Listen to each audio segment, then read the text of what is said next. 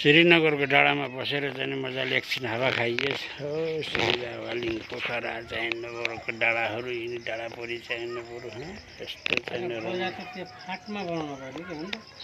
फाँटमा चाहिँ यो भिरमा चाहिँ राजाले दिएर बसेको रे ऊ फाँटमा त अब पहिलेदेखि चाहिँ खेतीपाती गर्ने गरेका कहाँ त फाँटमा बस्नु त। अन्त राजाले दिएर बसौँ भाइ चाहिँ बरु अमेरिका नि घुम्न आएको बेलामा राजाले चाहिँ देखेर चाहिँ ल यहाँ बसेर चाहिँ तपाईँले चाहिँ गर्नुहोस् भनेर सेवा गर्नुहोस् भनेर दिएका हुन् गएर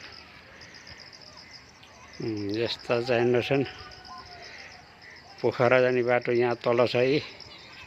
सेङ्जावालिङ पोखरा जाने बाटो यो तलको यो बाटो चाहिँ सेङ्जा जाने हो। यहाँ तल जाने यस्ता बिल्डिङ छन् चाहिँ के बिल्डिङ हुन् के यस्तो छ। उहाँ यता भाइ पनि बस्नुहोस् चाहिँ यसो चाहिँ गफ गर्नुलाई यसो चाहिँ यतातिर चाहिँ सल्लाहघारी छ चाहिँ नि चाहिँ र अमेरिकाबाट आएर लगाएका सल्लाहघारी हो भाइ। वीरेन्द्र राजाले चाहिँ अमेरिका नै ल्याएर ए महेन्द्रले वीरेन्द्रले हो। वीरेन्द्रले चाहिँ लगाएर यहाँ चाहिँ राजाले साना साना थिए हामी आउँदाखेरि। जे भए पनि यस्तो चाहिँ डाँडामा आएर यति खोल्सा आएर यस्तो चाहिँ घर घडेरी हेर यस्तो चाहिँ बनिएको छन् यस्तो पाल्पाको हेर यो चाहिँ रमणीय ठाउँ। वहाँ टुडी खेल पनि चाहिँ देखिने रहेछ यहाँबाट ल। टुडी खेल वहाँ पर्छ ल।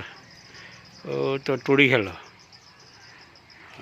यस्तो चाहिँ रमाइलो ठाउँ चाहिँ नपऱ्यो अब के गर्ने अब चाहिँ आज चाहिँ साउने सङ्क्रान्तिको दिन 2083 साल साउन 1 गते हामी चाहिँ 2 भाइ 3 भाइ भएर आमालाई चाहिँ दबाई गर्न ल्याएका थियौँ। त्यही बेलामा यसो चाहिँ कान्छो भाइ उहाँ बसेर हस्पिटलमा बसेर हामी 2 भाइ यसो बाहिर निक्लदा हावा खान निक्लदै हामी श्रीनगर आयो। हे सबै थाकेका र बोझले दबिएका हो म कहाँ आओ म तिमीहरूलाई विश्राम दिनेछु भनेर लेखिएको छ।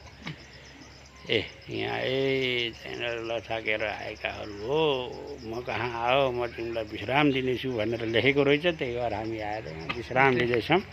भाइहरू साँझ परेर पनि यसो च्यानल माथितिर पुगेर आऊँ भनेर हिँडेका छन् ल। यता भाइले पनि हावा खाने चाहिँ ट्याक्क चाहिँ नपऱ्यो बस्ने गर्नु आउँछ ल।